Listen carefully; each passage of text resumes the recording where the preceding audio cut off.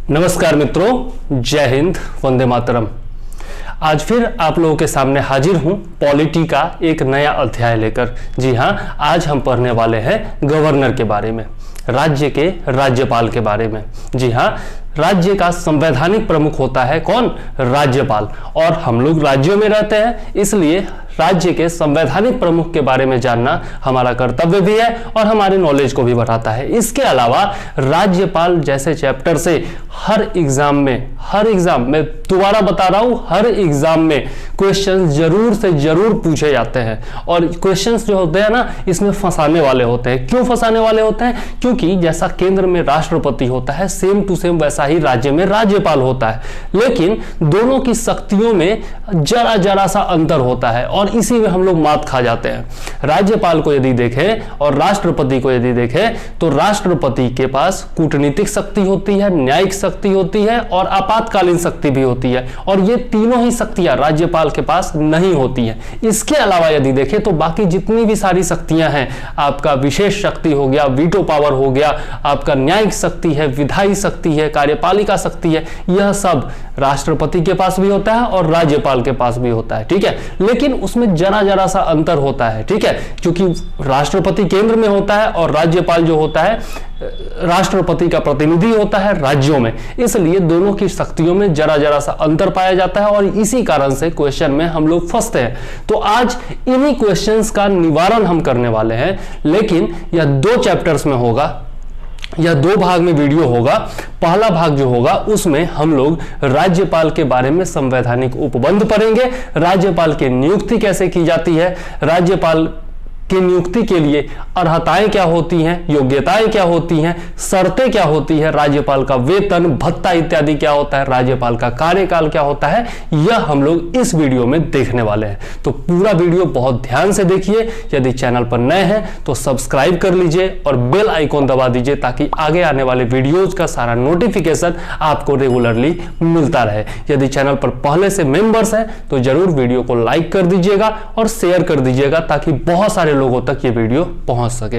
एक बार फिर हमने स्टार्ट किया है पॉलिटी को और यह क्रम लगातार जारी रहेगा जब तक पॉलिटी समाप्त नहीं हो जाता है। इसके अलावा जल्द ही हिस्ट्री का भी वीडियो हम लोग लाने वाले हैं। ठीक है, तो तैयार हो जाइए एक नई धारा के साथ बहने के लिए और नए प्रवाह में अपने मंजिल तक पहुंचने के लिए।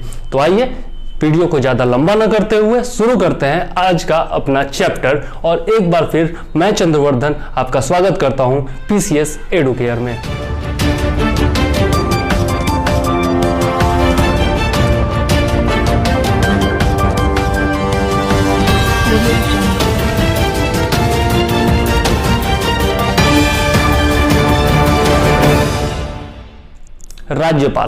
राज्यपाल के बारे में समझने से पहले यह समझना जरूरी है कि भारत जो है एक संघीय देश है। संघीय देश का कहने का क्या मतलब है कि केंद्र में भी सरकार होती है और राज्य में भी सरकार होती है। संविधान में यह परिकल्पना की गई है कि जिस प्रकार से केंद्र में एक सरकार होगी उसी प्रकार से हर राज्य में उसकी एक सरकार होगी, निर्वाचित सरकार होगी। ठीक है, और उसी प्रकार से संघीय व्यवस्था में यह भी परिकल्पना की गई है कि जिस प्रकार केंद्र में आपका राष्ट्रपति होता है उसी प्रकार राज्य में कौन होगा? राज्यपाल होगा।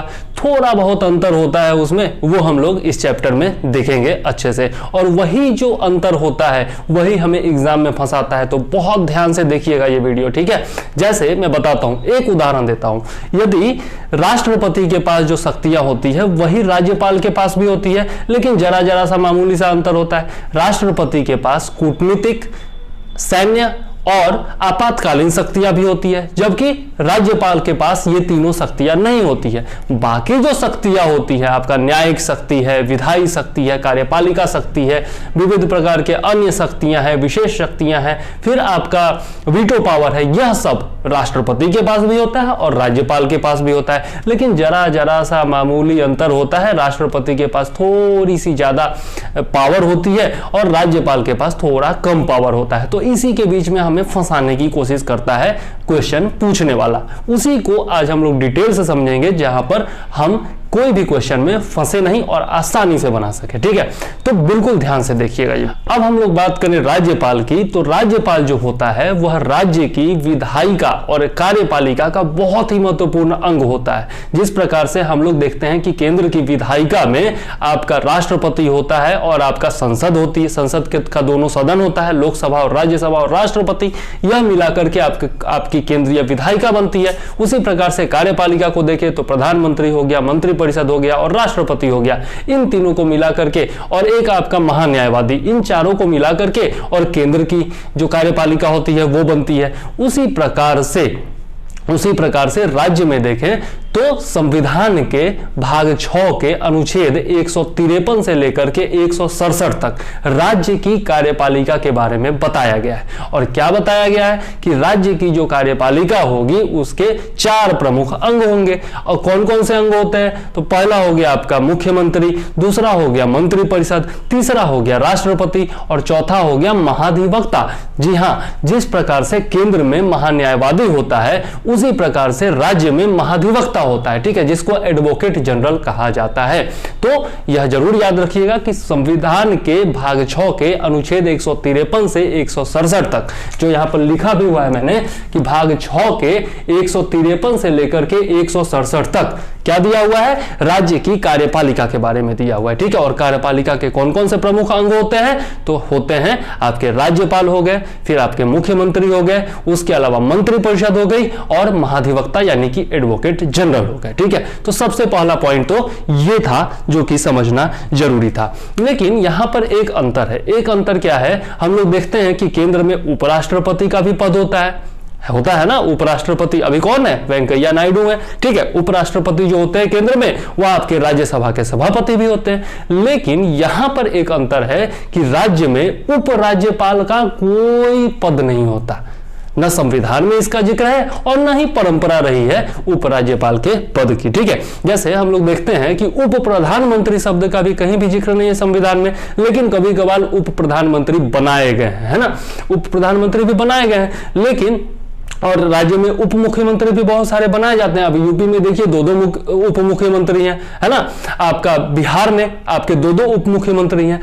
लेकिन यहां पर राज्य में उपराज्यपाल के पद का कोई भी जिक्र संविधान में भी नहीं है और वास्तविकता में भी जो है परंपरा में भी उपराज्यपाल के पद का कोई जिक्र नहीं है। ठीक है, अब देखते हैं तो राज्यपाल जो होता है वह दोहरी भूमिका में होता है। जैसा मैंने आपको बताया, पहला क्या होता है? संवैधानिक प्रमुख के रूप में। संवैधानिक प्रमुख के रूप में राज्यपाल होता है और उसकी सहायता के लिए एक मंत्रिपरिषद होती है जिसका प्रमुख कौन होता है? मुख्यमंत्री होता है। ठीक है, संवैधानिक प्रमुख कहने का क्या मतलब होता है? संवैधानिक प्रमुख कहने का मतलब यह होता है कि राज्य की तरफ से कार्यपालिका जो भी काम करेगी वह सब राज्यपाल के नाम से ही किया जाएगा।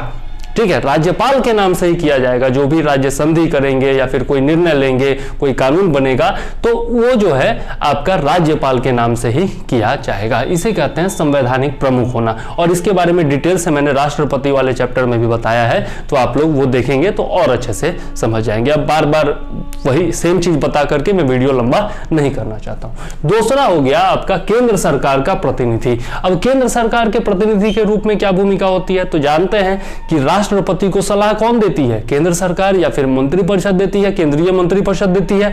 और राज्यपाल कौन होता है? राज्यपाल की नियुक्ति कौन करता है? आपका राष्ट्रपति करता है। राष्ट्रपति किसकी सलाह से चलता है? केंद्र सरकार की सलाह से चलता है ना। तो मतलब कि अगर इनडायरेक्ट रूप से देखें तो राज्यपाल कौन हुआ? केंद्र सरकार का प्रतिनिधि हुआ राज्य में, है ना। तो राज्यपाल की इस प्रकार से दोहरी भूमिका होती है। तो उम्मीद है यहां तक आप लोगों ने समझ लिया होगा कि दोहरी भूमिका किस प्रकार से होती है।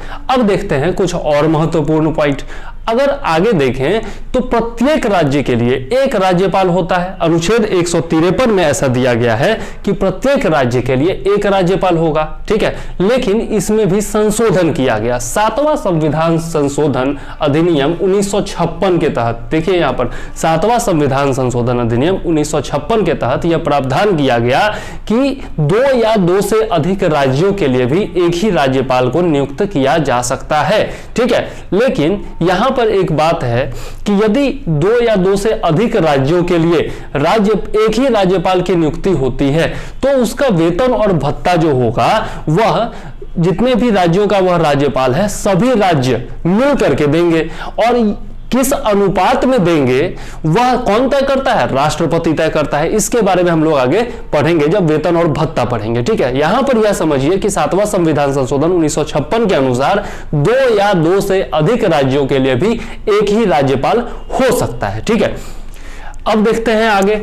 अब क्या है? अनुच्छेद 153 से 162 तक संविधान के अनुच्छेद 153 से लेकर के 162 जो कि आपका भाग 6 में आता है, उसमें राज्यपाल के विषय में प्रावधान किए गए हैं। यहां पर जो मैंने बताया था 153 से 167 वहां पर राज्य की कार्यपालिका के बारे में बताया गया है, उसमें सब आ जाते हैं। लेकिन 153 से 162 जो स्पेसिफिक है, ये जितने भी अनुच्छेद हैं आपके 9 अनुच्छेद या 10 अनुच्छेद हुए, तो ये अनुच्छेद जो है वह केवल और केवल स्पेसिफिकली किससे संबंधित है? राज्यपाल से संबंधित है। बहुत इंपॉर्टेंट पॉइंट है, याद रखना जरूरी है। जिसमें 153 में कहा गया है कि प्रत्येक राज्य के लिए एक राज्यपाल होगा।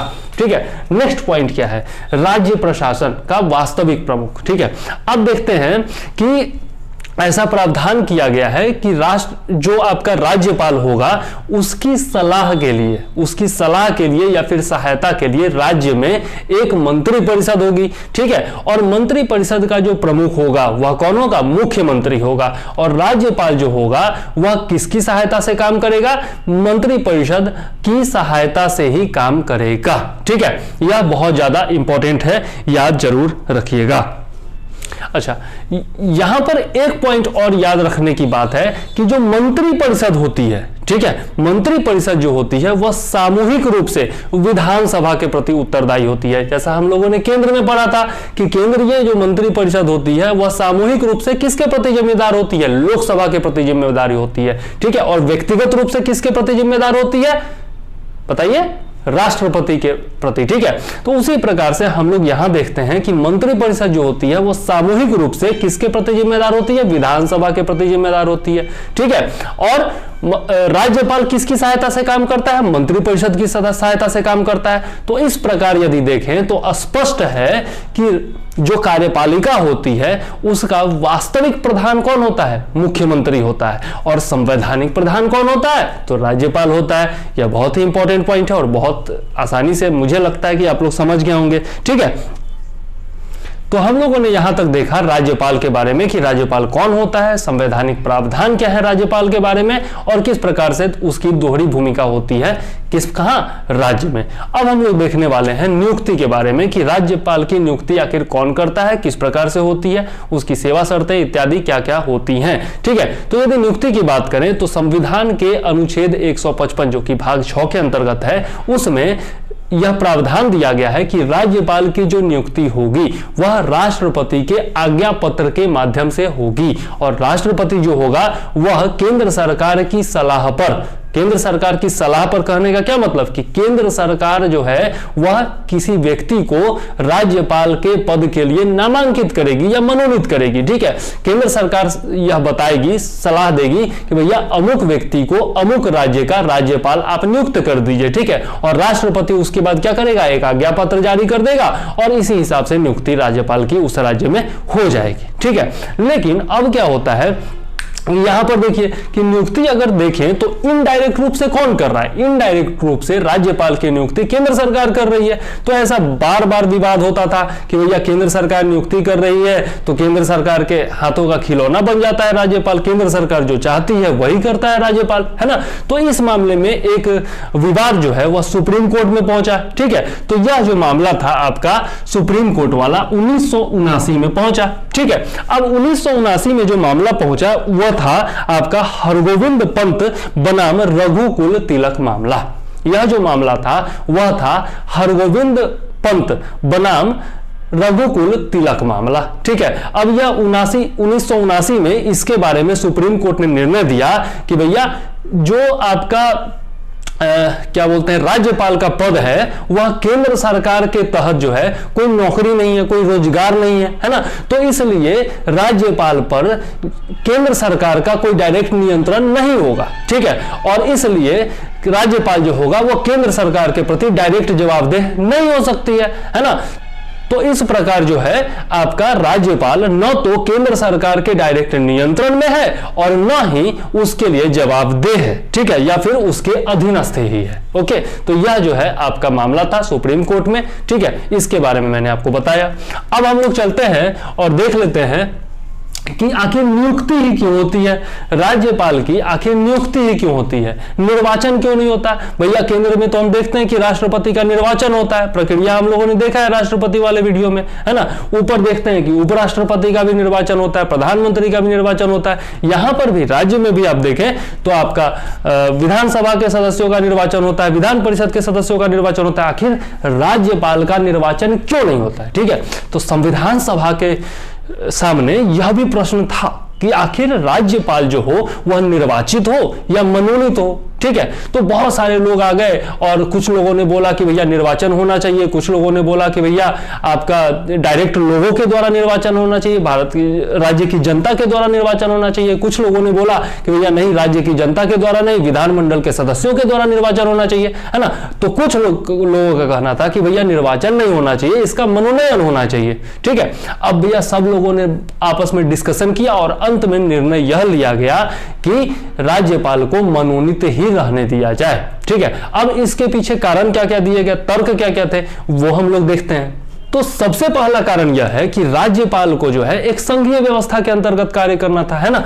और संघीय व्यवस्था के अंतर्गत काम करने के लिए राज्यपाल का मनोनयन होना बहुत ज्यादा जरूरी था, ठीक है। संघीय व्यवस्था में और निर्वाचित राज्यपाल में कोई भी मेल नहीं बैठ रहा है, ठीक है। आप देख सकते हैं यदि संघीय व्यवस्था को आप अच्छी तरीके से समझते हैं और निर्वाचन को अच्छी तरह से समझते हैं तो आप देख सकते हैं दोनों का मेल बहुत अच्छे से नहीं बैठ रहा है, ठीक है। और इसको डीप में जाकर के नहीं पढ़ना है, इसलिए मतलब केवल आपको पॉइंट बता दे रहा हूं क्योंकि यह क्वेश्चन पूछा जा चुका है यूपीपीसीएस में, ठीक है, कि आखिर निर्वाचन क्यों नहीं होता, मनोनयन ही क्यों होता है, ठीक है। अब देखते हैं दूसरा कारण। दूसरा कारण यह है कि अगर निर्वाचन होता राज्यपाल का तो यहां पर देखते हैं कि मुख्यमंत्री का भी निर्वाचन होता है और राज्यपाल भी यदि निर्वाचित होता तो राज्य में क्या हो जाता भैया, एक ही जंगल में दो शेर हो जाते।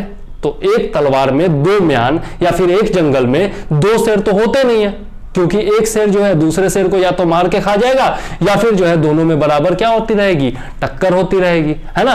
तो टक्कर बचाने के लिए और एक ही जंगल में दो शेर ना हो, इसके लिए क्या किया गया कि राज्यपाल का मनोनयन कर दिया गया। क्योंकि अगर निर्वाचित होता तो क्या करता, वो या तो आपका कार्यपालिका के कार्यों में हस्तक्षेप करता या फिर वास्तविक प्रमुख बनने का भी प्रयास करता, है ना। तो ये बड़ा दिक्कत हो जाता। अब तीसरा कारण क्या है, तीसरा कारण यह है कि राज्यपाल के निर्वाचन का तात्पर्य होता है एक और चुनाव। अब भैया एक और चुनाव होगा, एक तो खर्चा बहुत बढ़ जाएगा, है ना, एक तो खर्चा बहुत बढ़ जाएगा। दूसरा क्या होगा कि जो मुख्यमंत्री होगा, अब मान लिया कि राज्य के मुख्यमंत्री को आपने चुन लिया, मान लिया बिहार में आपने नीतीश कुमार को चुन लिया। अब नीतीश कुमार और आपका जो है मोदी जी, मतलब कि बीजेपी और जदयू दोनों का जो है मिलाकर के सरकार बना हुआ है ना। अब इन दोनों को बहुमत है। अब राज्यपाल का भी अगर निर्वाचन होता तो ये लोग क्या चाहते कि भैया अपना जो कठपुतली है उसको बैठा दो राज्यपाल के पद पर, है ना। अब चूंकि इनका बहुमत है तो एक चुनाव जीत ही चुके हैं तो दूसरा राज्यपाल को भी जिता सकते थे। तो अब क्या होगा कि राज्यपाल जो होगा वो क्या हो जाएगा, जो मुख्यमंत्री होगा उसके हाथों की कठपुतली हो जाएगा, या फिर जो भी राज्य का सबसे बड़ा बहुमत प्राप्त दल होगा जिसकी सरकार होगी उसका कठपुतली हो जाएगा, है ना। तो यह केंद्र सरकार का प्रतिनिधित्व तो रह नहीं गया।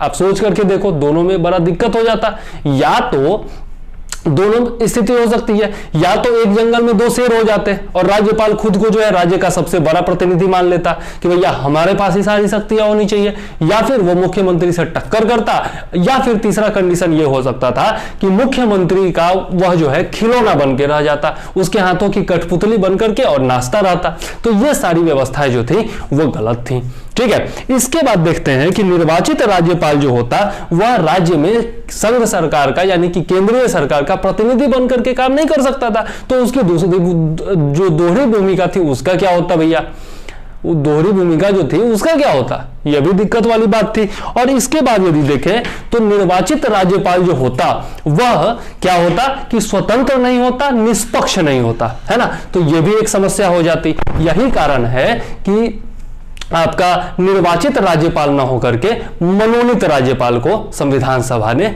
चुना था। ठीक है, तो ये एक मेंस का भी क्वेश्चन हो सकता है जिसका आंसर आप दे सकते हैं। ठीक है, तो अब नेक्स्ट पॉइंट क्या है? नेक्स्ट पॉइंट है हमारा वो है आपका अर्हताएं। अर्हताएं यानी कि योग्यताएं, क्या क्या जरूरी अनिवार्य है, ठीक है, क्या क्या होना चाहिए। तो अनुच्छेद 157 के तहत जो है राज्यपाल के नियुक्ति के लिए या फिर उसके पद के लिए 2 प्रकार की अर्हताएं दी गई हैं। ठीक है, पहली जो विशेष अर्हता है वह यह है कि उसे भारत का नागरिक होना चाहिए, उसे भारत का नागरिक होना चाहिए, ये पहला शर्त है। ठीक है, मतलब अर्हता है, योग्यता है। ठीक है, लेकिन यहां पर एक और बात जानना जरूरी है, नोटिफाई कर लीजिएगा, नोट कर लीजिएगा कि उसे जन्म से भारत का नागरिक होना जरूरी नहीं है। बहुत ज्यादा इंपॉर्टेंट पॉइंट है कि राज्यपाल को जन्म से भारत का नागरिक होना जरूरी नहीं है।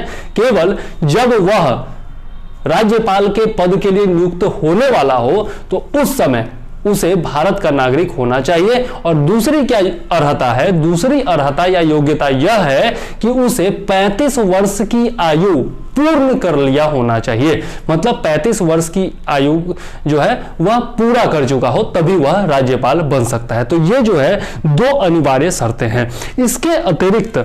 इसके अतिरिक्त यह तो संवैधानिक आपका अर्हता हो गया। इसके अलावा 2 परंपराएं हैं, यह संविधान में नहीं दिया हुआ है लेकिन यह 2 परंपराएं हैं जो कि स्वतंत्रता प्राप्ति के बाद जो है लगातार चलती आ रही है। पहला यह है कि राष्ट्रपति जो है जब राज्यपाल की नियुक्ति करेगा तो क्या करेगा, उस राज्य के मुख्यमंत्री से सलाह जरूर लेगा, सहमति जरूर लेगा। ठीक है, ताकि ऐसा इसलिए क्या आता है, सहमति अगर रहेगी तो राज्यपाल जो है उसकी सहमति से आया, मुख्यमंत्री की सहमति से आया है तो दोनों के बीच में कोई भी क्लेश नहीं होगा, कोई दिक्कत नहीं होगा। जैसे अभी आप देख रहे हैं कि आपका जो कोश्यारी जी हैं बंगाल के राज्यपाल और जो है आपके ममता बनर्जी हैं, दोनों के बीच में टक्कर चलता रहता है। ठीक है, तो अभी आप न्यूज में देख रहे होंगे। तो यह जो कंडीशन नहीं होता यदि यह इस परंपरा को फॉलो किया जाता। तो बहुत बार ऐसा होता है कि इस परंपरा को फॉलो नहीं भी किया जाता है, बहुत बार ऐसी परंपराएं जो हैं वो तोड़ी भी गई हैं। लेकिन यह एक परंपरा जानना जरूरी है कि मुख्यमंत्री की सहमति से ही जो है राष्ट्रपति ऐसा करता है। ठीक है, दूसरा क्या है कि जिस राज्य में राज्यपाल को नियुक्त किया जा रहा है वह व्यक्ति उस राज्य से जुड़ा हुआ नहीं होना चाहिए। ठीक है, अगर जुड़ा हुआ होगा तो भैया निष्पक्ष नहीं हो पाएगा, न निष्पक्ष हो पाएगा न स्वतंत्र हो सकता है। ठीक है, और स्थानीय राजनीति से जुड़ा हुआ हो सकता है वो। यदि मान लिया बिहार में ही राज्यपाल नियुक्त करना और किसी बिहार के लोगों को मतलब कि इंसान को ही आप बना दीजिए, है ना, तो वह जरूरी तो नहीं है कि मतलब राजनीतिक पार्टी के किसी राजनीतिक दल की तरफ उसका झुकाव ना हो। तो ऐसा हो सकता है कि वह राजनीतिक दल से जुड़ा हो या फिर किसी राजनीतिक विचारधारा के प्रति उसका झुकाव हो, है ना, तो वह क्या होगा, न स्वतंत्र रह पाएगा, न स्वतंत्र तो हो भी सकता है लेकिन निष्पक्ष नहीं रह पाएगा, है ना। तो यही 2 परंपराएं हैं। पहली ये परंपरा हो गई कि मुख्यमंत्री की सलाह से या फिर सहमति, सलाह नहीं कह सकते हैं, सहमति से वह नियुक्ति करेगा उस राज्य के राज्यपाल को। दूसरा क्या परंपरा हो गया कि जिस व्यक्ति को नियुक्त करेगा वह उस राज्य का से जुड़ा हुआ नहीं होना चाहिए। ठीक है, और किसी राजनीतिक दल में शामिल नहीं होना चाहिए। ठीक है, तो यह जो है अर्हताएं हैं। अब देख लेते हैं नेक्स्ट। यहां पर हम लोगों ने देख लिया, क्या देख लिया कि अर्हताएं क्या क्या है। पहला क्या हो गया कि भारत का नागरिक होना जरूरी है, भारत का नागरिक। ठीक है, लेकिन जन्म से नहीं, है ना, जन्म से नहीं। ठीक, दूसरा क्या है, दूसरा क्या है 35 वर्ष, 35 वर्ष की आयु जो है वह पूर्ण कर चुका होना चाहिए। ठीक है, परंपराएं क्या है, परंपराएं हैं कि मुख्यमंत्री से आपका सलाह लेना जरूरी है, मुख्यमंत्री से सलाह, सहमति कह सकते हैं, मुख्यमंत्री से सहमति। ठीक है, और दूसरा क्या हो गया, राज्य से जुड़ाव नहीं,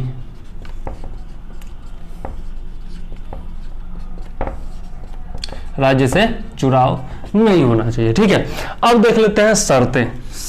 अब नियुक्ति की शर्तें क्या क्या है, यह जो है आपका अनुच्छेद 158 में दिया गया है कि राज्यपाल की नियुक्ति के लिए शर्तें क्या क्या होंगी। तो सबसे पहला शर्त तो यही है कि भैया उसको किसी लाभ के पद पर नहीं होना चाहिए। ठीक है, तो पहला क्या हो गया कि लाभ के पद पर नहीं, लाभ का पद नहीं, ठीक है, लाभ के पद पर नहीं होना चाहिए, और उसे संसद मतलब कि केंद्र की विधायिका, ठीक है, संसद या फिर राज्य में जो विधानमंडल होता है जिसमें आपका विधानसभा हो गया, विधान परिषद हो गया, तो इनमें से किसी का भी, न लोकसभा का, न राज्यसभा का, न विधानसभा का, न विधान परिषद का, इनमें से किसी का भी सदस्य नहीं होना चाहिए।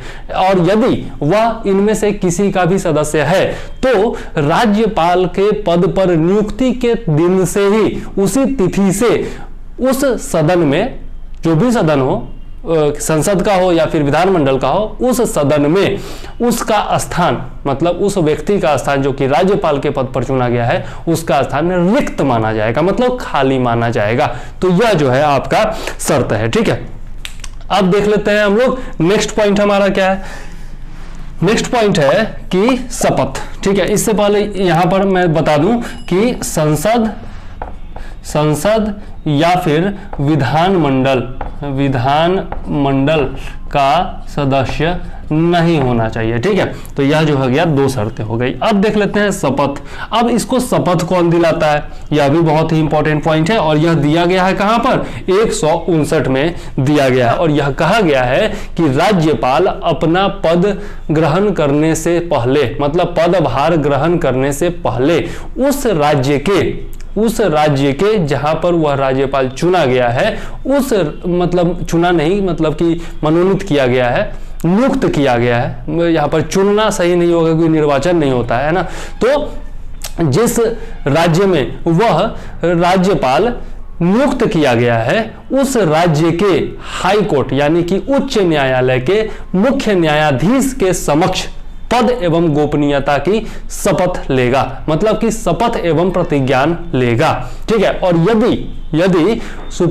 यदि हाई कोर्ट का, उस राज्य के हाई कोर्ट का मुख्य न्यायाधीश जो होता है वह अनुपस्थित होता है, तो उसकी अनुपस्थिति में जो हाई कोर्ट है उसका जो वरिष्ठतम जज होगा, वरिष्ठतम जज, सीनियर मोस्ट जज, ठीक है, उसके उपस्थिति में वह शपथ या फिर प्रतिज्ञान लेगा। यह बहुत ही इंपॉर्टेंट पॉइंट है, याद जरूर रखिएगा। ठीक है, और उस पर क्या करेगा, अपने हस्ताक्षर भी करेगा। ठीक है, और यदि किसी अन्य व्यक्ति को भी राज्यपाल की अनुपस्थिति में, अगर किसी अन्य व्यक्ति को भी राज्यपाल के स्थान पर किसी राज्य का राज्यपाल नियुक्त किया जाता है, तो उसे भी इसी प्रकार से शपथ लेना होगा। ठीक है, बहुत ही इंपॉर्टेंट पॉइंट है, याद रखिएगा। ठीक, नेक्स्ट देख लेते हैं शपथ किसके समक्ष। पहले ये देख लीजिए, शपथ जो है हाई कोर्ट के मुख्य न्यायाधीश, चीफ जस्टिस, हाई कोर्ट के चीफ जस्टिस के समक्ष, या फिर इसकी अनुपस्थिति में, अगर ये नहीं है तो सीनियर मोस्ट जज। ठीक है, यह याद रखिएगा। नेक्स्ट देख लेते हैं कार्यकाल में। यदि हम लोग कार्यकाल के बारे में देखें तो यह दिया गया है किसमें, अनुच्छेद 156 में राज्यपाल के कार्यकाल के बारे में दिया गया है। और क्या दिया गया है, तो यह लिखा है अनुच्छेद 156 में कि सामान्यतः जो राज्यपाल का कार्यकाल होगा वह पद धारण की तिथि से 5 साल का कार्यकाल उसका होगा। लेकिन यदि वह चाहे तो बीच में, मतलब कार्यकाल के दौरान भी राष्ट्रपति को अपना त्याग पत्र सौंपकर पद मुक्त हो सकता है, मतलब सेवा से मुक्त हो सकता है। ठीक है, अब यहां पर एक बात समझने की यह है कि राष्ट्रपति को हटाने के लिए एक प्रक्रिया होती है जो कि संसद में अपनाई जाती है, जिसे महाभियोग प्रक्रिया कहते हैं। यानी कि राष्ट्रपति को हटाने की शक्ति जो है वह संसद को है, लेकिन यहां पर यदि देखें तो राज्यपाल को हटाने की शक्ति न संसद के पास है और न ही विधानमंडल के पास है। यानी कि राज्यपाल के लिए को हटाने के लिए कोई भी महाभियोग की प्रक्रिया नहीं है। बहुत ही इंपॉर्टेंट पॉइंट है, याद जरूर रखिएगा। ठीक है, और इस प्रकार हम लोग देखते हैं कि राज्यपाल जो होता है वह राष्ट्रपति के प्रसाद पर्यंत अपना पद धारण करता है, अपना कार्य करता है। ठीक, एक इंपॉर्टेंट पॉइंट यह भी है कि कार्यकाल समाप्त होने के बाद भी, मतलब 5 साल पूरा हो चुका है, उसके बाद भी जो राज्यपाल है अपने पद पर तब तक बना रहेगा जब तक कि कोई अन्य व्यक्ति उसका उत्तराधिकारी यानी कि उसकी जगह लेने के लिए राज्य में राज्यपाल बनकर के नहीं आ जाता है। ठीक है, यह भी बहुत इंपॉर्टेंट पॉइंट है। ठीक है, अब हम लोग चलते हैं और देखते हैं नेक्स्ट पॉइंट। ठीक है, वैसे कार्यकाल पहले देख ले तो 5 इयर्स, 5 साल तक। ठीक है, त्याग पत्र किसको देगा? राष्ट्रपति को देगा। ठीक है, राष्ट्रपति को देगा। इंपॉर्टेंट पॉइंट है, याद रखिएगा। ठीक है, और ये 5 ईयर जो है वह पद धारण करने की तिथि से। ठीक है, अब देखते हैं वेतन एवं भत्तों के बारे में, जिसके बारे में आपका कहा गया है कि राज्यपाल का जो वेतन और भत्ता होगा इसका निर्धारण कौन करेगा? तो संसद करेगी। याद रखिएगा, बहुत इंपॉर्टेंट पॉइंट है। जब राज्यपाल की बात आती है तो हम लोग सोचते हैं कि सब कुछ राज्य से ही होता है, लेकिन नहीं, यहां पर राज्यपाल के वेतन एवं भत्तों का निर्धारण कौन करेगी? तो संसद करेगी। संसद कहने का मतलब लोकसभा या फिर राज्यसभा, मतलब कि केंद्र की विधायिका करेगी। ठीक है, और वो भी कानून बना करके करेगी। ठीक है, विधि के द्वारा करेगी। ठीक है, इसके बाद अगर हम लोग देखते हैं तो राज्यपाल के वेतन एवं भत्ते कहां से दिए जाते हैं? राज्य की संचित निधि से दिया जाता है। हम लोगों ने राष्ट्रपति के बारे में पढ़ा था कि उसके वेतन और भत्ते कहां से दिए जाते हैं? केंद्र की संचित निधि से दिए जाते हैं। लेकिन राज्यपाल के वेतन एवं भत्ते कहां से दिए जाएंगे? कि कहां से दिए जाएंगे? राज्य की संचित निधि यानी कि consolidated fund of the state, वहां से दिए जाएंगे। ठीक है, अब एक और इंपॉर्टेंट पॉइंट, जब एक ही व्यक्ति को दो या दो से अधिक राज्यों का राज्यपाल नियुक्त किया जाता है तो उसका जो वेतन और भत्ता होगा वो सभी राज्य मिल करके देंगे। ठीक है, और किस अनुपात में देंगे यह कौन तय करेगा? तो वह तय करेगा राष्ट्रपति। ठीक है, यह कौन तय करेगा? राष्ट्रपति तय करेगा। इसके अलावा कार्यकाल के दौरान राज्यपाल को मिलने वाले वेतन और भत्ते जो हैं वह किसी के द्वारा भी कम नहीं किए जा सकते, उसको बढ़ा सकते हो भैया। कोई कानून बना दो, संसद कानून बना करके उसको बढ़ा जरूर सकती है लेकिन घटा नहीं सकते हैं। यह बहुत ज्यादा इंपॉर्टेंट पॉइंट है। ठीक है, तो इस प्रकार से हम लोगों ने देखा बहुत ही इंपॉर्टेंट पॉइंट्स। ठीक है, हम लोगों ने संवैधानिक पद देखा राज्यपाल का। ठीक है, इसके अलावा नियुक्ति देखा और नियुक्ति से जुड़े हुए हम लोगों ने अर्हताएं देखी यानी कि योग्यताएं देखी, शर्तें देखी, शपथ देखे, कार्यकाल देखे और वेतन एवं भत्ते देखे। अब कुछ इंपॉर्टेंट पॉइंट्स हैं जो कि राज्यपाल के बारे में जानना जरूरी है, थोड़ा सा उसको भी देख लेते हैं। तो संविधान के अनुसार राज्यपाल अपने आचरण के लिए किसके प्रति उत्तरदायी होता है? क्वेश्चन पूछा जा सकता है, तो वह राष्ट्रपति के प्रति उत्तरदायी होता है। राज्यपाल अपने आचरण के लिए राष्ट्रपति के प्रति उत्तरदायी होता है, यह पूछा जा चुका है इसलिए बता रहा हूं। और वर्तमान में राज्यपाल का वेतन क्या है? यह भी बहुत इंपॉर्टेंट है। वर्तमान में जो राज्यपाल का वेतन है वह 3.5 लाख रुपया महीना है, मतलब 3,50,000 रुपया महीना। जबकि आपके प्रधानमंत्री यानी कि मोदी जी का वेतन क्या है पता है? 2 लाख रुपए प्रति महीना। मतलब प्रधानमंत्री से ज्यादा जो है वह राज्यपाल का वेतन है। ठीक है, बहुत ही इंपॉर्टेंट पॉइंट है। ठीक, और राज्यपाल का काम क्या होता है? कुछ खास होता नहीं है, वो हम लोग शक्तियों के बारे में पढ़ेंगे। लेकिन राज्यपाल को देखते हैं तो क्या करते हैं? इधर फीता काट देते हैं, उधर उद्घाटन कर देते हैं, इधर किसी पुस्तक का विमोचन कर देते हैं, कभी राष्ट्रपति शासन लगाने की बात कर देते हैं, कभी कभार थोड़ा सा मतलब कि पेज फंसता है, बाकी तो राज्यपाल कुछ खास करते हैं नहीं। ठीक है, तो अब आगे देख लेते हैं। और सरोजिनी नायडू ने कहा भी है कि राज्यपाल जो होता है वह सोने के पिंजरे में बंद चिड़िया के समतुल्य होता है। सरोजिनी नायडू ने कहा है। सरोजिनी नायडू कौन थी? सरोजिनी नायडू जो थी वह उत्तर प्रदेश तो क्या मतलब कि आपका संपूर्ण भारत में किसी भी राज्य की प्रथम महिला राज्यपाल थी। बहुत इंपॉर्टेंट पॉइंट है। और यूपी वालों के लिए तो बिल्कुल इंपॉर्टेंट है कि यूपी की प्रथम, उत्तर प्रदेश की प्रथम महिला राज्यपाल कौन थी? तो सरोजिनी नायडू थी। और उनका यह इंपॉर्टेंट कथन भी है, यह भी जरूर याद रखिएगा। ठीक, अच्छा, एक और इंपॉर्टेंट पॉइंट यह है कि राष्ट्रपति को जब यह लगे कि कोई विशेष आपात स्थिति उत्पन्न हो गई है, जैसे मान लिया कि वर्तमान जो राज्यपाल है उनका निधन हो गया है। ठीक है, अब निधन हो गया तो अचानक से नियुक्ति तो की नहीं जा सकती है ना, तो उनकी जगह पर जो है राष्ट्रपति जो है अलग से उपबंध कर सकता है। उपबंध क्या कर सकता है? तो उस राज्य राज्य के जो हाई कोर्ट के मुख्य न्यायाधीश हैं उनको राज्यपाल का कार्यभार सौंप सकता है। और इसीलिए जब मैंने शपथ बताया था तो मैंने बताया था कि कोई अन्य व्यक्ति भी यदि राज्यपाल के कार्यों का निर्वहन करने के लिए नियुक्त होता है तो वह भी उसी प्रकार से शपथ ग्रहण करेगा जैसे किसने किया था, किसने, राज्यपाल ने किया था। ठीक है, तो इंपॉर्टेंट पॉइंट है, याद रखिएगा।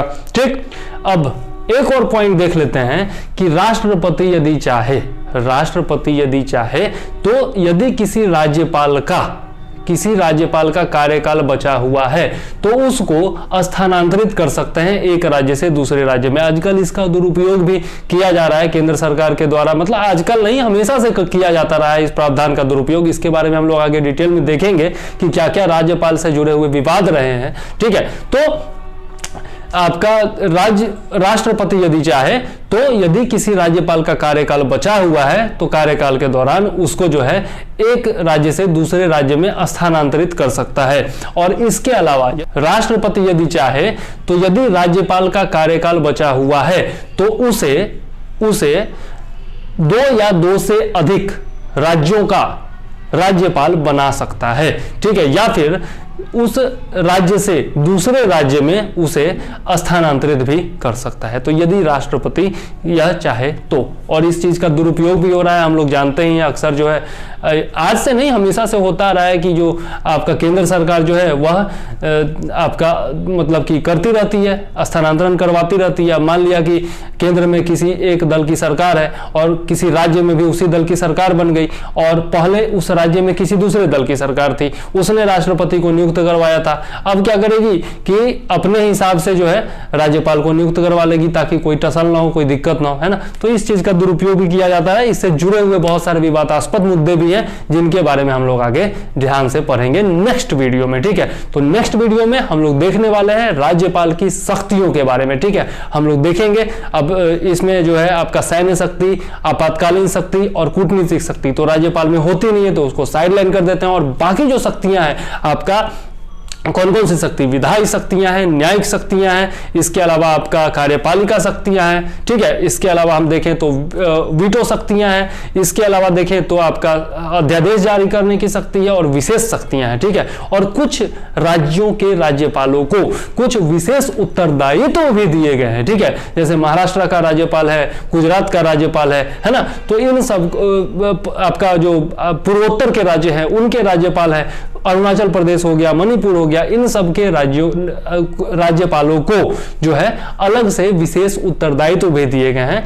तो उसके बारे में भी हम लोग नेक्स्ट वीडियो में देखने वाले हैं। ठीक है, तो यदि चैनल पर नए हैं तो जल्दी से जल्दी सब्सक्राइब कर लीजिए और घंटे का आइकॉन जरूर दबा दीजिए ताकि जब मैं नेक्स्ट वीडियो बनाऊं तो आपको जो है नोटिफिकेशन आपके मोबाइल पर टुन टुन करके जरूर मिल जाए। ठीक है, तो आइए अब वीडियो को समाप्त करते हैं। और यदि लास्ट में जाते जाते एक बात और बोल देता हूं कि यदि आपको जीएस या फिर करंट अफेयर्स का नोट्स चाहिए जो कि पीसीएस स्टैंडर्ड का होगा, यूपीएससी स्टैंडर्ड का होगा, मेरे द्वारा हस्तलिखित नोट्स होगा जो मैं वीडियो में बता रहा हूं, सारे टॉपिक्स और सारे पॉइंट्स उसमें अवेलेबल होंगे। तो यदि आपको चाहिए तो बहुत ही कम राशि में आप मुझसे जुड़ सकते हैं व्हाट्सएप पर। इसके लिए नीचे दिए गए नंबर पर आपको व्हाट्सएप करना है 9525360283 पर। ठीक है, आप सैंपल नोट्स देखिए, पेमेंट कीजिए और जुड़ जाइए। ठीक है, आपको हर सप्ताह में 2 नोट्स दिए जाएंगे और इसके अलावा करंट अफेयर्स के नोट्स भी सारे दिए जाएंगे और पूरी की पूरी तैयारी कराई जाएगी। ठीक है, तो चलिए इसी के साथ अपना वीडियो समाप्त करते हैं। तो वीडियो यदि पसंद आया हो तो जरूर इसको लाइक कीजिए, शेयर कीजिए और सब्सक्राइब तो आप करेंगे, ये तो मुझे पता ही है। ठीक है, तो चलिए इसी के साथ अपने वीडियो को समाप्त करते हैं। मुझे दीजिए इजाजत। जय हिंद, वंदे मातरम।